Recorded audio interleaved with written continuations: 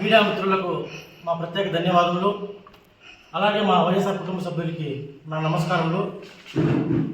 మొన్నటి దినం press meet పెట్టి మాట్లాడుతూ ఈ ప్రెస్ వాళ్ళు వెళ్ళిపోయినాక ఒకరో ఇద్దరు ప్రెస్ మిత్రులు నాకు కూడా మంచోచడం మనం మంచి చేసింటే ఏదో చెప్తారు కదా, నువ్వెందుకు ప్రెస్ మీట్ ఇస్తున్నావు, నీవెందుకు వ్యక్తిగతంగా ఇవ్వమని వాళ్ళు మాట్లాడడం మేము విన్నాము అనేసి ఒక పెద్ద మనిషి అక్కడ నరేష్ వ్యక్తిగతమైతే బయట పెట్టండా, నాకు వ్యక్తిగతంగా అంటే ఏమీ లేదు, ఏదో నరేష్ పని వ్యక్తిగతంగా వెళ్ళిపోతే భయపడిపోతారు, మన మీద వ్యక్తిగతంగా చెప్తేనే వాడు గొమ్మన అవుతారు అనేసి. అంటే రాజకీయాల్లో విమర్శకు ప్రతి విమర్శ ఉంటుంది, లేదంటే మేము అభివృద్ధి చేయలేదంటే మేము చేసినామని చెప్పడం వల్ల మనకి రాజకీయ వైరుధ్యం ఉంటుందే కానీ ఇంకా మనకేం ఆస్తి గౌరవాలు లేవు. కాకపోతే మీరు స్పెషల్ టార్గెట్ చేయమని చెప్పడము అంటే ఎందుకంటే ఒక గొంతు నొక్కడము మీకున్న బుద్ధి అని అడుగుతాన్నా. అలాగే మా మాజీ మార్కెట్ కమిటీ చైర్మన్ ప్రహ్లాదన్ గురించి ఎస్సీలకు నువ్వేం చేసినావు అని అడిగినారు. మా వైసీపీలో ఉండే ఎస్సీలు కథ పక్కలో పెడితే తెలుగుదేశంలో ఉన్న ఎస్సీ మా తమ్ముడు మొన్న ఒక అబ్బాయి మాట్లాడుతూ నా ఉన్న ఉద్యోగాన్ని పీక్ ఇచ్చేసినావు అని అన్నాడు. బాగుంది, మా గవర్నమెంట్లో నువ్వు ఉద్యోగం తీసుకొని తీర్చే వాళ్ళైతే మా శాసనసభ్యుడు కానీ అప్పటి మార్కెట్ కమిటీ చైర్మన్ గారు కానీ నీకు ఇబ్బంది పెట్టింటే ఉద్యోగమే రాకుండా ఇబ్బంది పెట్టిందల్లా మరి నువ్వు ఉద్యోగం చేసినాను నువ్వే ఒప్పుకుంటాను. నేను కూడా మాట్లాడతాను,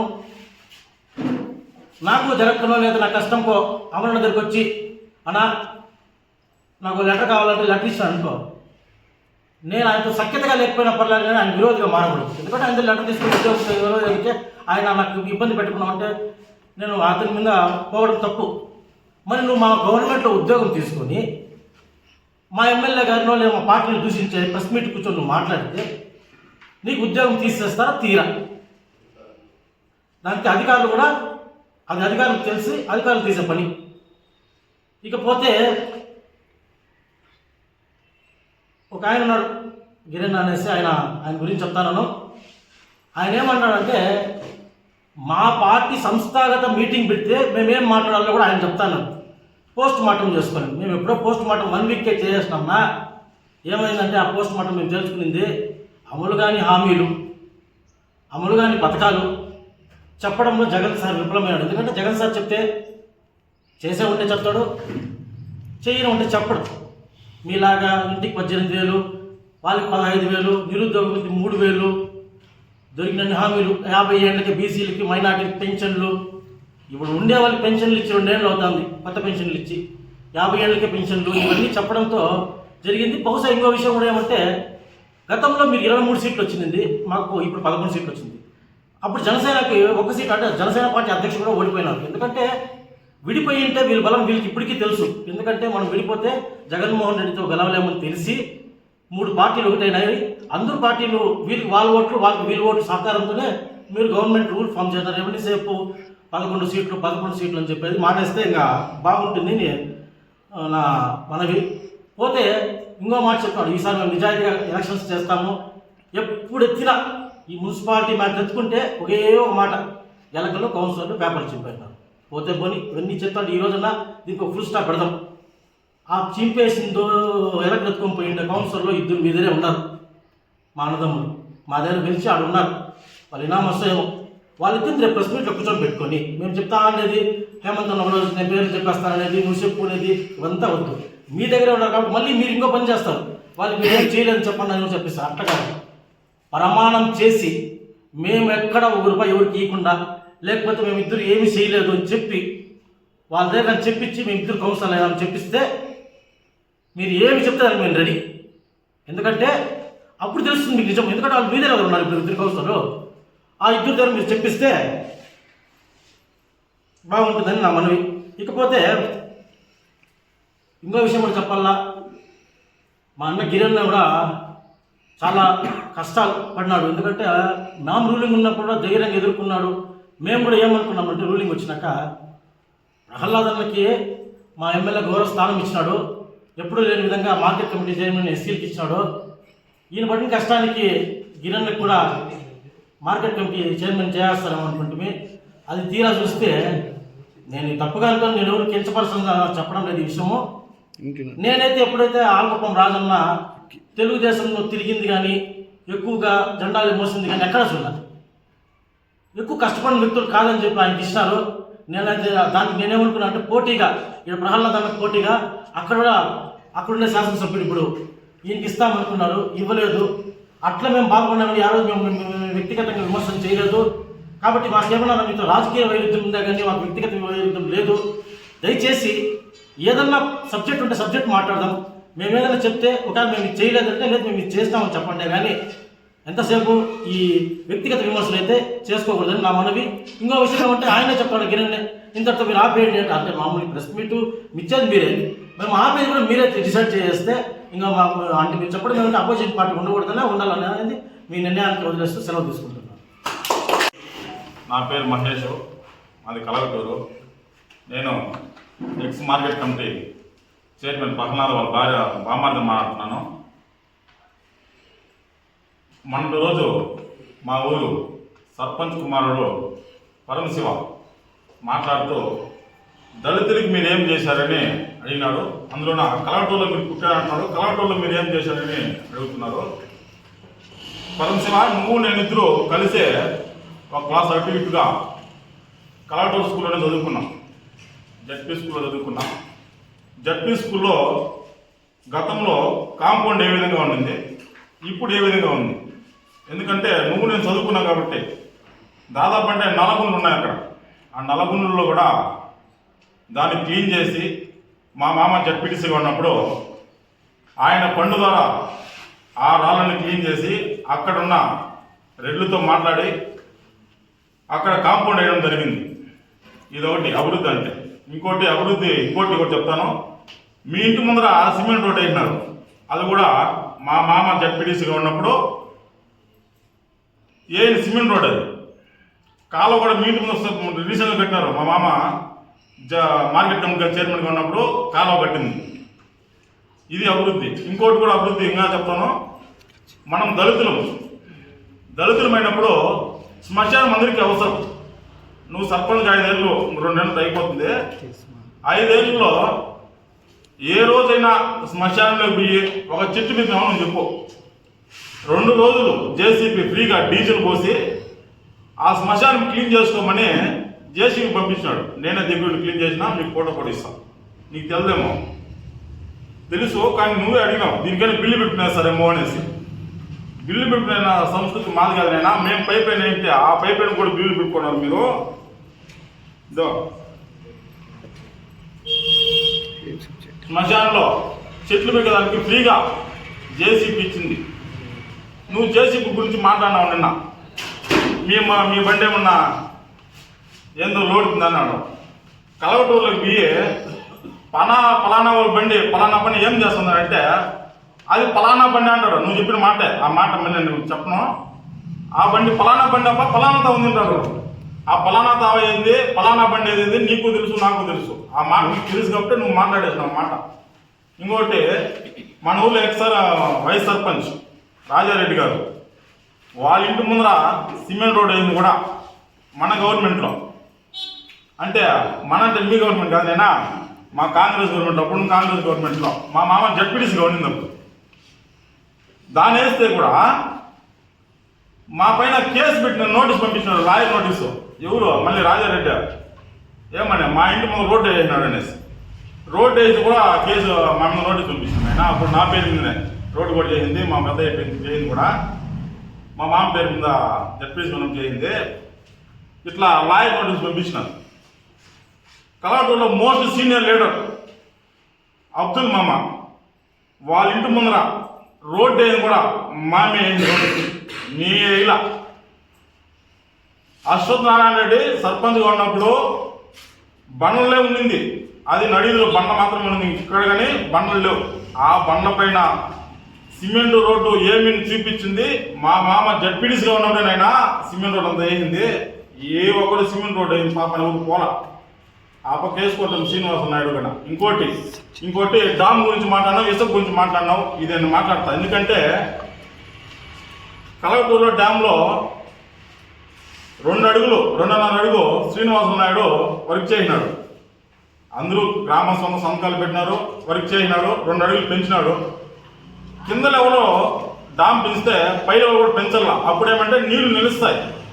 నీళ్ళు నిలబడి కింద లెవెల్ పెంచేసి పైన తగ్గించేసేమంటే నీళ్ళు ఎక్కువ చేసి పక్కలో పొడుస్తాయి. నీళ్ళు పక్కలో పూడ్చినప్పుడే కొంత పడిపోయింది అంతవా పక్కలో సెన్నాడు నేల పోసేయండి.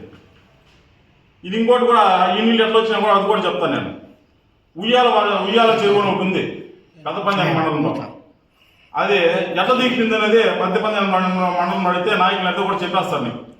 ఎన్ని గంటలకి దిగిపోయింది అనేది కూడా చెప్పేస్తాను నీకు. ఆ చెరువు తెగిపోతే రాత్రులో దిగిపోతే రాత్రుల్లో వచ్చే నీళ్ళన్నీ అది ఎందుకు దింపేసినా కూడా నువ్వు అక్కడ కనుక్కో. ఫస్ట్ ఎందుకు దింపేసినారు, ఎవరు భూములు నీళ్లు పోస్తున్నాయి, ఎవరు భూములు మునిగిపోతున్నాయి అని ఎందుకు దిగిపోయింది కనుక్కుంటే అది ఎందుకు దిగిపోయింది, మన డ్యామ్ ఎందుకు దిగిపోయింది, దాని తర్వాత ఎందుకు డ్యామ్ దిగిపోయింది అనేసి కూడా చెప్తారు. ఇది చాలా సంవత్సరాల ముందర మన డ్యామ్ కట్టిండేది. అది ఫోటోలు కూడా చూపిస్తాను మీకు.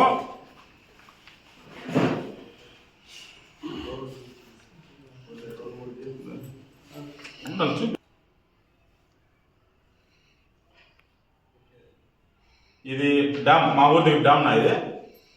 ఈ డ్యాము ఇక్కడ పెంచినారు. పైన లెవెల్లో 2 అడుగులు పెంచేసినారు. 2 అడుగులు పెంచినప్పుడు పైన కూడా మట్టి తోలితే ఈ లెవెల్కి ఆ లెవెల్కి మ్యాచ్ చేయకుండా కింద నీళ్ళు వెళ్ళిపోతాయి. ఈ లెవెల్ పెంచేసి పై లెవెల్ పెంచకపోతే ఏమవుతుందంటే పక్కలో నీళ్ళు వెళ్ళిపోతాయి. ఎక్కువ నీళ్ళు వచ్చినప్పుడు ఈ డ్యామ్ పోసేయండి. దీని తర్వాత ఇంకో డ్యామ్ కింద కూడా పెట్టినారు.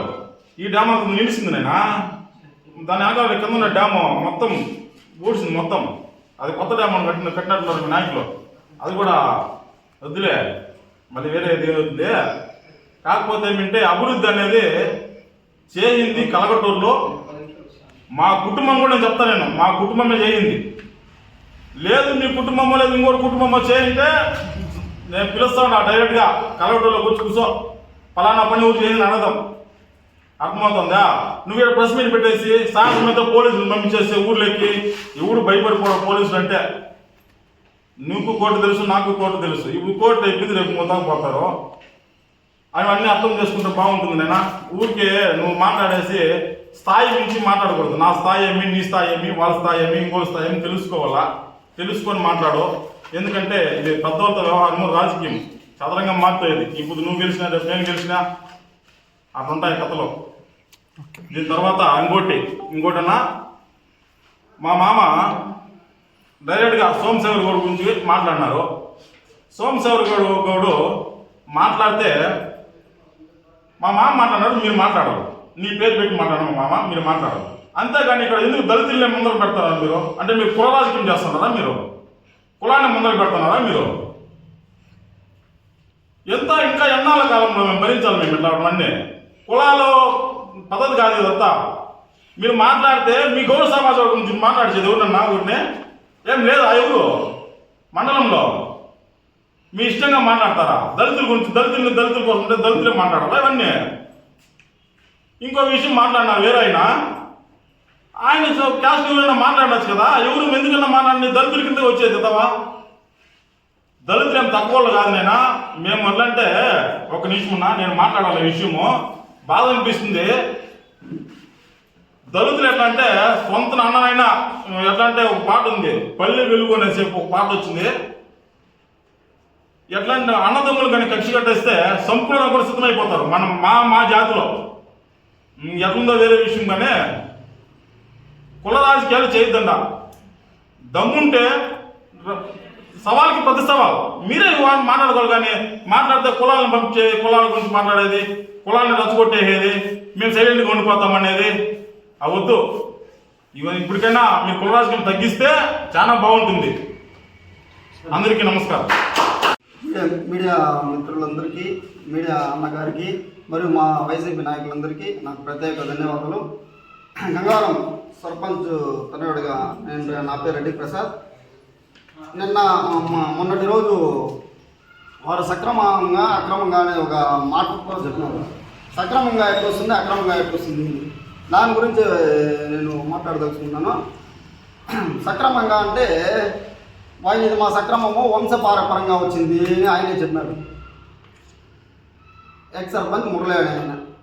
మనకి స్వాతంత్రం వచ్చిందే 1947లో, వాయినికి పట్టా ఇచ్చింది 1950లోను. సరే స్వాతంత్రమైన 3 సంవత్సరాలకే ఆయనకి డిఫామ్ పట్టా ఇచ్చినాడని చెప్పినాడు. వాస్తవమే, అది బాగుంది. వంశపారపరంగా వస్తే వాళ్ళ తాత నుంచి వాళ్ళ నాయనకి, వాళ్ళ నాయన నుంచి ఆయనకి పాస్బుక్లు అనేది నెల నుంచి 3 నెలల లోపల వచ్చేస్తుంది. ఏమి ఆయన భూమి అయితే, వాళ్ళ వంశపారంపర భూమి అయితే 3 నెలల లోపల పాస్బుక్ వస్తుంది. అది రాలేదు. మరియు రెవెన్యూ రికార్డులు ఏముంది, 302 సర్వే నెంబరు, రస్తాపురం పోక 22 ఎకరాల 28 సెంట్లు ఉంది, నమోదైంది. ఇది మీరు ఈరోజు ఆన్లైన్ డేట్ కూడా వస్తే తెలుస్తుంది. దీన్ని వాళ్ళ భార్య పైన ఏం చేయనాడంటే, వై యామావత్ అనే ఆమె మురళి అన్న భార్య గారి పైన కలెక్టర్ గారికి విన్నవించుకున్నాడు. ఈ భూమి రస్తాపురం పోకి వాస్తవంగా ఉంది రికార్డుల ప్రకారము, ఈ భూమి నాకే కావాలా, దీనికి ఎంత అమౌంట్ అయితే నేను కట్టిస్తాను. ఆడ ఒక మాట మాట్లాడాడు ఆయన, మా వంశపరపరంగా వస్తుంది, మాకు 75 సంవత్సరాల ఇంకా అనుభవంలో ఉంది. మీ 75 సంవత్సరాల నుంచి మీ భూమి అయినప్పుడు మీరు గవర్నమెంట్కి ఎందుకు డబ్బు కట్టిస్తారు? ఒక క్వశ్చన్. అట్లా కట్టించడం కాకుండా ఈ భూమి మాకే కావాలని కలెక్టర్ గారికి ఒక అర్జీ పెట్టుకున్నారు. దాంతో ఏమంటే గతంలో తెలుసు 2 పర్యాయాలు మామిడి చెట్లు పెడితే రెవెన్యూ వారే స్వయంగా వచ్చి ఆ మామిడి చెట్లు తీసేయారు. ఆయన మళ్ళీ సర్పంచ్గా అయినప్పుడు ఆల్రెడీ మామిడికాయలు కాసాయండి చెట్లు, అవి ఎత్తుకొచ్చి నైటే పెట్టేసినాడు. పెట్టేస్తూ మళ్ళీ కోర్టుకి ఆయనే వెళ్ళినాడు, ఇట్లా భూమి నాదే, నేను డబ్బు కట్టించేస్తానని. కోర్టులో కూడా సుమారు 3-4 సార్లు కేసు ఫైల్ చేసినాడు. అది కూడా మీకు ఇస్తాను కాపీతో సహా. ఆయన అన్న కాపీ ఇస్తానని చెప్పాడు, మీ సమక్షంలో చెప్పినాడు. మీకేమన్నా ఒక కాపీ ఇచ్చినారేమో అని మీ ముందర నేను ప్రశ్నిస్తున్నా. నేనైతే మీ అందరికీ ఒక కాపీ ఇస్తాను సార్. ఆయన ఏం చేయనాడంటే, ఆ కోర్టు కూడా 4-5 సార్లు ఆయన కోర్టులో జడ్జి మారడం, కేసు వేయడం. హైకోర్టు కూడా ఏమందించిందంటే డైరెక్షను చీఫ్ సెక్రటరీ గారికి ఇచ్చింది. ఇది వాస్తవాలు ఏమో కనుక్కోమని. చీఫ్ సెక్రటరీ సార్ ఏం చేశారంటే, వాళ్ళు కమిటీలు వేసి ఈ ల్యాండ్ ఏమి దాన్ని పురోగతి పరిశీలించి వాస్తవానికి ఇది రస్తాపురం పోకి ఎంఆర్ఓ ఆఫీస్కి 2 కిలోమీటర్లు, అది దీంతో ఉన్నాం సార్, 2 కిలోమీటర్ల దూరంలో ఉంది. ఇది రాబోయే రోజుల్లో ప్రభుత్వ కార్యాలయాలకి, ప్రభుత్వ అభివృద్ధికి ఈ స్థలాన్ని కేటాయించాలా, ఫస్ట్ అతని దగ్గర నుంచి జప్తు చేసుకోమని హైకోర్టే ఇచ్చింది. హైకోర్టు నుంచి మళ్ళీ ఎప్పుడు ఇచ్చింది, 2023 మే 30వ తేదీ. ఇది కలెక్టర్ గారి ఆఫీస్ నుంచి కూడా మన ఎంఆర్ఓ ఆఫీస్కి, ఆర్డీఓ మేడంకి వాళ్ళే ప్రొసీడింగ్స్ పంపించినారు. మా మాజీ శాసనసభ్యులు వెంకయ్యగౌడ్ గారు, మా మండల నాయకులు మంచోళ్ళు కాబట్టి నిన్నే జప్తు చేసుకోమంటే కూడా మా వాళ్ళు ప్రెజర్ చేయలే. ఎందుకో అది మా వాళ్ళు చేసే నీతి రాజకీయాలు. నువ్వు నీతి మాట్లాడినావు కదా, ఈ భూమి మా వంశపారపరంగా వచ్చిందనే. ఇదే చూడండి, ఈ కలెక్టర్ గారు కూడా మళ్ళీ ప్రొసీడింగ్స్ ఇచ్చినారు. చీఫ్ సెక్రటరీ గారు ప్రొసీడింగ్స్ కలెక్టర్ గారికి ఇస్తే, కలెక్టర్ గారు ఆర్డీఓ మేడంకి, ఎంఆర్ఓ గారికి ప్రొసీడింగ్స్ పంపించినారు. ఏమి ఈ భూమిని వెంటనే జప్తు చేసుకోండి, అది రీసెంట్గానే 2023లో జప్తు చేసుకోండి. ఈ భూమి రాబోయే రోజుల్లో మన గవర్నమెంట్కి చాలా అవసరపడుతుంది, అభివృద్ధి కార్యాలయాలు కూడా కట్టేదానికి ప్లేస్ మనకు ఉంది అనేసి చెప్పినారు. ఇది సబ్జెక్టు. ఆయన మాట్లాడినాడు మళ్ళీ, చెరువు పరంపోకు నాకు సబ్డివిజన్ అయింది అనేసి. చెరువు పరంపోకు 16 సెంట్లు సబ్డివిజన్ అయిపోయింది. ఇది కూడా నా అనుభవం ఉంది, ఇది కూడా నేను కోర్టుకి అయినాను, నాకు గవర్నమెంట్ వాల్యూ కట్టిస్తాను, నాకు ఇచ్చేమని. అదే నాకు అర్థం కాలేదు, ఈయన భూమికి కోర్టుకి ఎందుకు డబ్బులు కట్టించేది? ఈయన వంశపరంగా వస్తుంది కదా. మళ్ళీ దీంతో సబ్ డివిజన్లు అయినాయి. ఎవరెవరు ఉన్నాయి దీంతో? వాళ్ళ సెటిల్మెంట్వి 5 సబ్ డివిజన్లు ఉన్నాయి. నెంబర్లో 5 సబ్ డివిజన్లో జయమ్మ, కొట్టి సంగప్ప, ఇది అనువంశకం వాళ్ళ సెటిల్మెంట్ భూమి. దీంతో 1 ఎకరా 35 సెంట్లు ఉంది. ఇది ఆర్ వినోదలక్ష్మి రామచంద్రయ్య, ఇది కొనుగోలు, ఇది సబ్ డివిజన్ అయింది. ఇది షేక్ మహమ్మద్, ఇది 174 సెంట్లు అనువంశకం, ఇది సబ్ డివిజన్ అయింది. ఇది 337 దాంతో సబ్ డివిజన్లు. ఈ ప్రవీణ్ కుమార్ మాసలమ్మని, ఇది కొనుగోలు, ఇది సబ్ డివిజన్ అయింది. ఇది 337/2B, ఇది రామస్వామి చెట్టి, జయరామ్ చెట్టి, ఇది సబ్ డివిజన్ అయింది. మరి నీ 16 సెంట్లు ఆడైంది. మాకున్న ఇప్పుడు గవర్నమెంట్ రెవెన్యూ రికార్డుల్లో మా దగ్గర ఉండే రికార్డులో ఇప్పుడు అందరూ చూసే రికార్డులో అయితే లేదు. నీకే ఏమన్నా స్వయంగా ఒక రికార్డు తయారు చేసుకుని రెవెన్యూ రికార్డులు మేము మీటింగ్ చేస్తున్నామో అది మాకు తెలియదు. మీ రికార్డులో ఉండేది మా రికార్డులో ఉండేది మేము ప్రెస్ వాళ్ళ సమక్షంలో వాళ్ళకి ఇచ్చేస్తాము. నీ సబ్ డివిజన్ నువ్వేమన్నా ఒక రెవెన్యూ డిపార్ట్మెంట్ పెట్టుకోవడమో మాకు తెలీదు. దాని గురించి మీరే చెప్పాలా. మళ్ళీ మేమేదో ఆక్రమించుకోవడము అని చెప్తాను, కరెక్టే, బాగుంది. మేమేం చేయనామో చూడు, జీవో నెంబర్ 546 మేము దరఖాస్తు చేసుకుంటాం. దళితులు బీసీలు కలిసి 12 మంది వాస్తవంగా చేసుకున్నాము.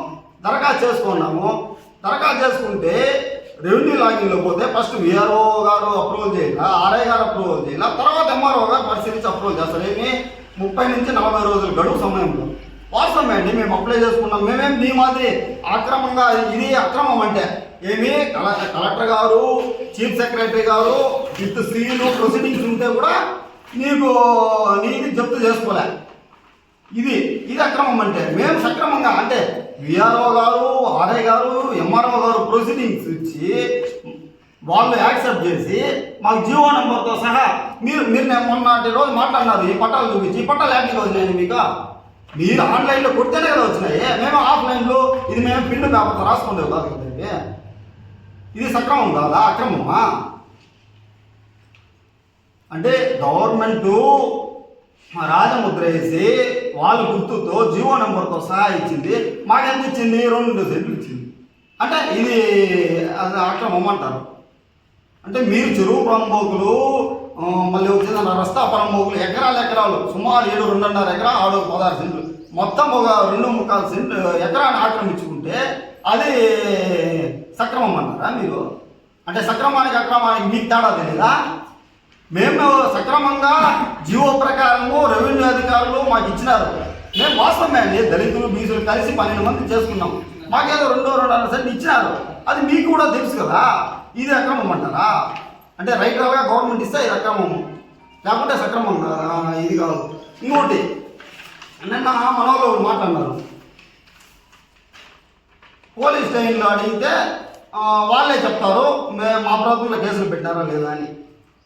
ఇది వాస్తవంగా అసలు మీకు చెప్పుకునే కేసే కాదు. ఇది బ్యానర్లు కట్టింటే వాళ్ళే బ్యానర్లు కట్టినారు, షాపుల్లో ఇప్పినారు. నేను ఆ గంగవరం రోడ్లో ఉన్న దానికి నా పైన కేసు కట్టాను. సరే, నేను ఆ ఊరోడు, నేను సిఐ సార్ అడిగితే సార్ ఎందుకు సార్ నా పైన కేసు కట్టానంటే మీరు సీసీ కెమెరాలు ఆడ ఉంటుంది రోడ్లో, అందుకని మీ పైన కట్టినాను. సరే, నేను నా పైన కట్టినారు సార్, ఓకే. గంటా హాస్పిటల్ పైన 6-7 మంది పైన కేసులు కట్టినారు. వాళ్ళు అసలు గంగవరం, నాదైతే గంగవరం రోడ్డు, నేను ఆడుకుంటాను అనుకో. వాళ్ళు గంటా హాస్పిటల్ కదా, వాళ్ళ మీద ఎందుకు కట్టినారు కేసులు?